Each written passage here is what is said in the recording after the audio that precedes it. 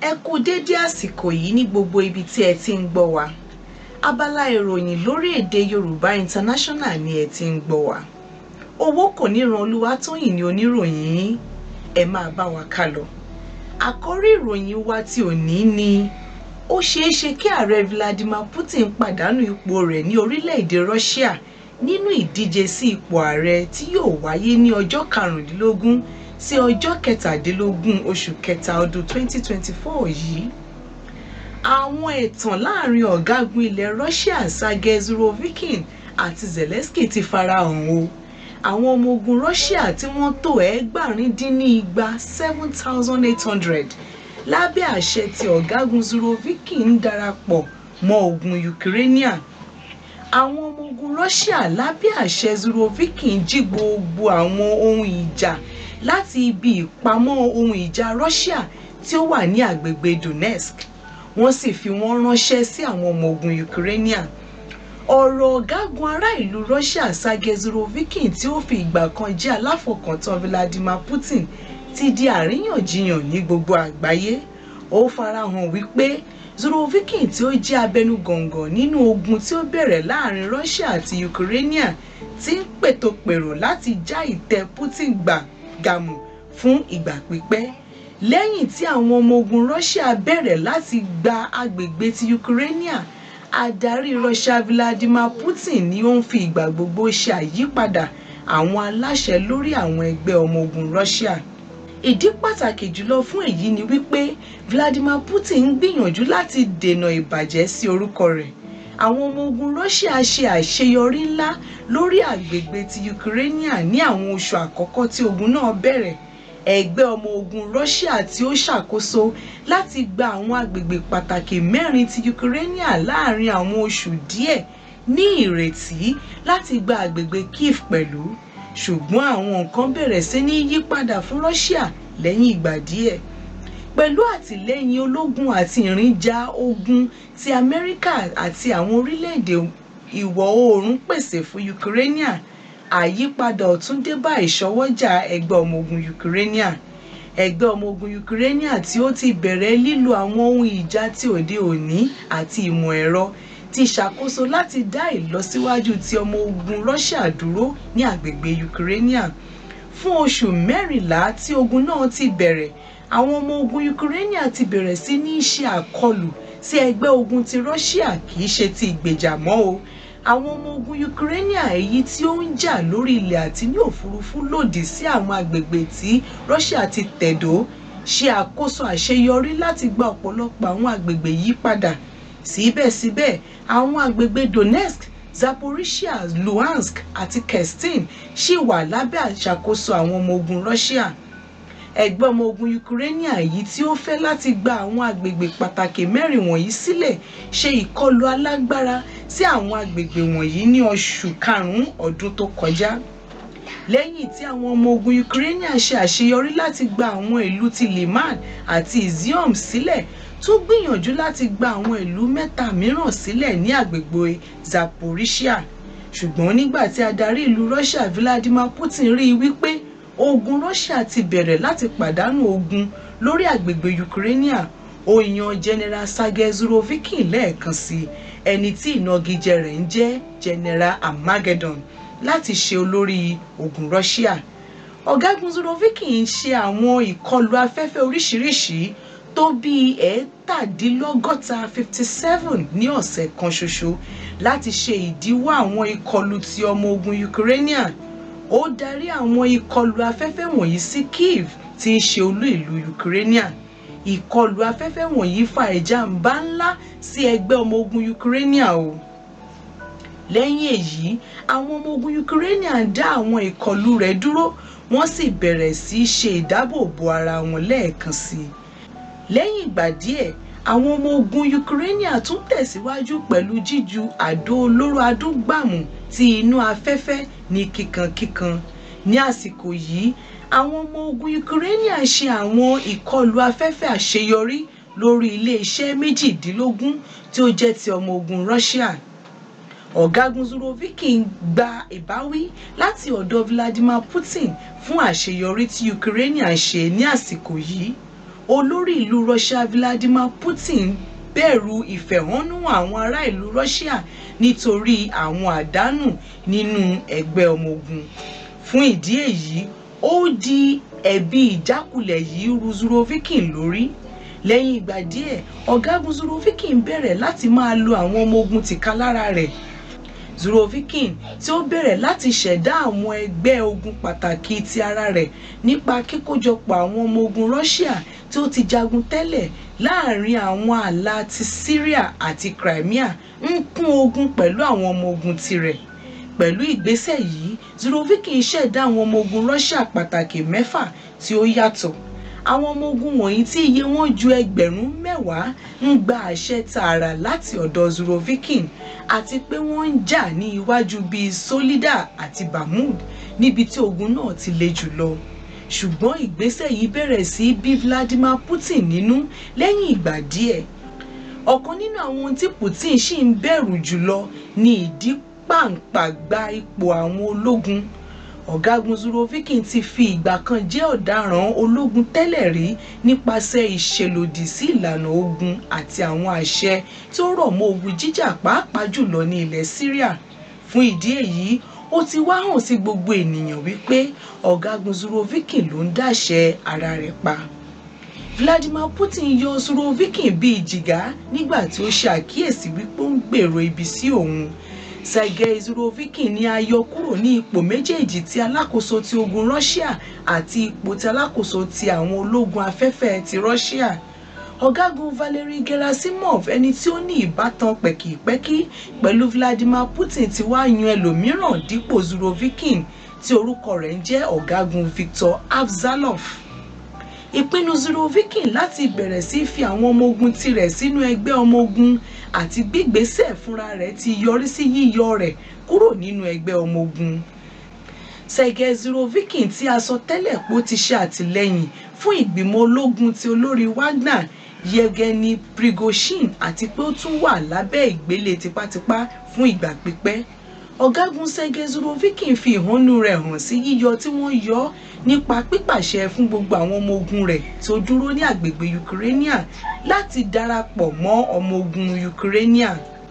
Surovikin, tí ó dẹ́kun ṣíṣọ̀tẹ̀ rẹ̀ sí Vladimir Putin àti orílẹ̀-èdè Russia lẹ́yìn tí ó ti yọ kúrò ní ọ́fíìsì, ń lo àwọn ọmọ ogun Russia tí ó tẹ̀síwájú láti jà ní agbègbè Ukraine láti gbẹ̀san lórí Putin. Àwọn ọmọ ogun wọ̀nyí tí ó ṣiṣẹ́ ní àwọn ẹ̀yà pàtàkì tí Surovikin ti ṣẹ̀dá ní àwọn oṣù sẹ́yìn pinnu láti fi àwọn ohun ìjà wọn sílẹ̀, wọ́n sì bẹ̀rẹ̀ sí ní ṣe ìṣọ̀tẹ̀ nínú ilé-iṣẹ́ ológun ti Russia lábẹ́ ìdarí àti àṣẹ Surovikin. Àwọn ọmọ ogun Russia tí ó dúró ní agbègbè Bakhmut níbi tí ogun náà ti le púpọ̀ jùlọ àkọ́kọ́ pinnu láti fi àwọn ohun ìjà wọn sílẹ̀. Lẹ́yìn náà ni wọ́n jí àwọn ohun ìjà láti ibi ìpamọ́ ogun Russia, wọ́n sì fi wọ́n ránṣẹ́ sí ikọ̀ ajagun ti àwọn ọmọ ogun Ukraine. Ọ̀gágun ilẹ̀ Russia dáwọ́ dídá sí àwọn ọmọ ogun Surovikin lọ́wọ́ kí nǹkan má bàa díjú. Ìròǹgbà àwọn ènìyàn ni wípé àwọn ọmọ ogun ọlọ́tẹ̀ ti Surovikin yóò lọ kúrò pátápátá ní agbègbè Ukraine.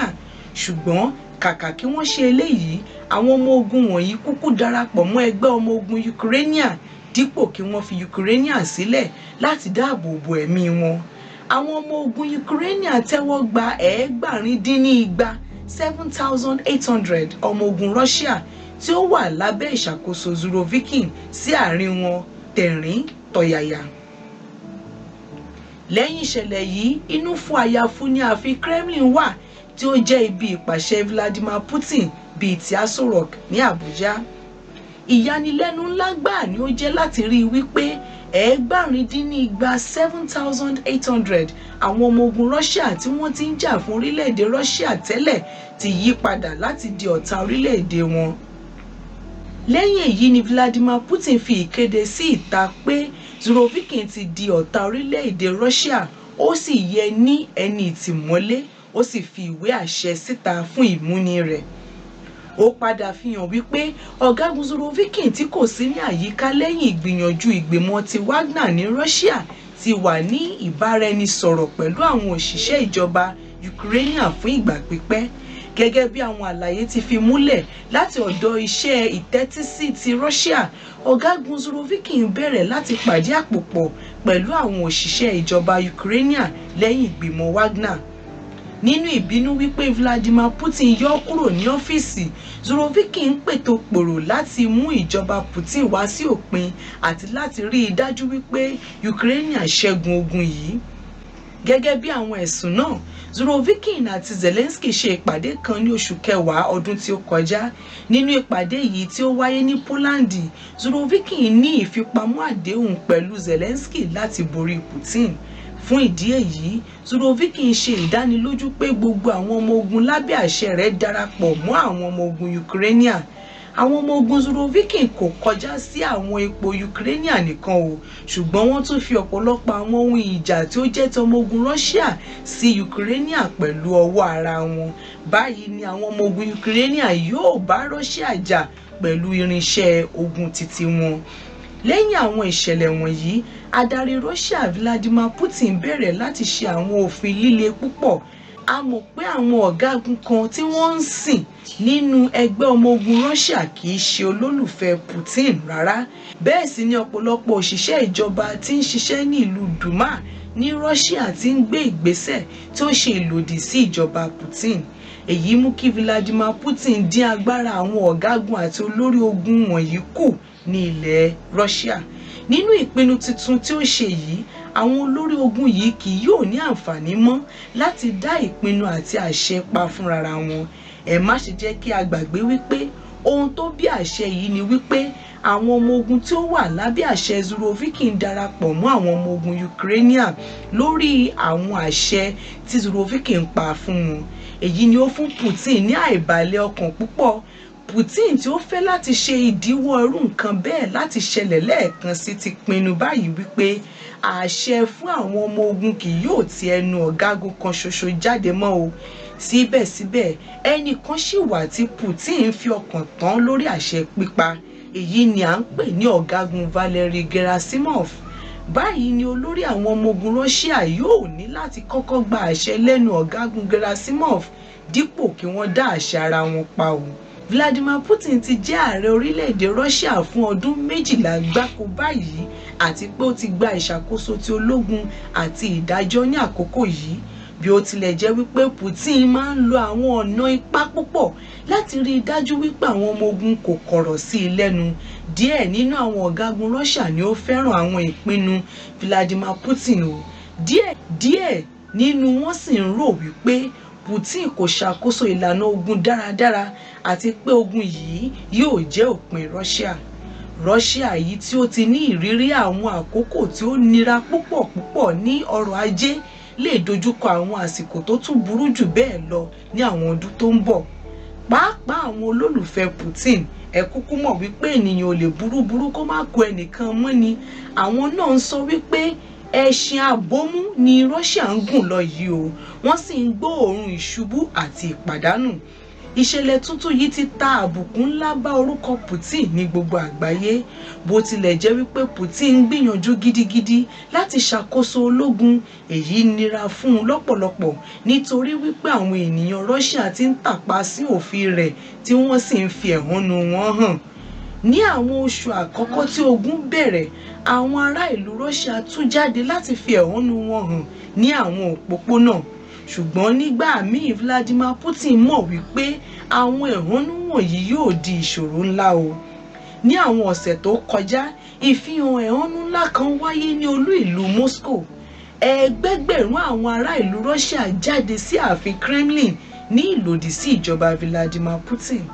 Ìyàlẹ́nu ńlá gbáà ló ṣáà jẹ́ láti rí wípé ìlú tí a ti bí ààrẹ Vladimir Putin, ìyẹn St. Petersburg, ń ṣe àtakò sí ìjọba rẹ̀ ní orílẹ̀-èdè Russia. Wàyí o, tẹ́lẹ̀ rí ni ìlú yìí ti jẹ́ ọ̀kan nínú àwọn ìlú níbi tí Putin ti gba àwọn ìbò tó pọ̀ jùlọ. Èyí jẹ́ ìtọ́ka sí wípé àwọn ènìyàn Russia ń bínú púpọ̀ sí Putin. Ìgbà yìí kọ́ ni ìgbà àkọ́kọ́ tí àwọn ènìyàn máa fi ẹ̀hónú wọn hàn ní orílẹ̀-èdè Russia, ṣùgbọ́n pàbó ni gbogbo akitiyan wọn máa ń já sí. Lọ́pọ̀ ìgbà àwọn ọmọ ogun Russia ti fi àwọn aráàlú tó ń ṣètò àwọn ìhónú wọ̀nyí sẹ́wọ̀n, wọ́n sì ń gbìyànjú láti pa wọ́n lẹ́nu mọ́.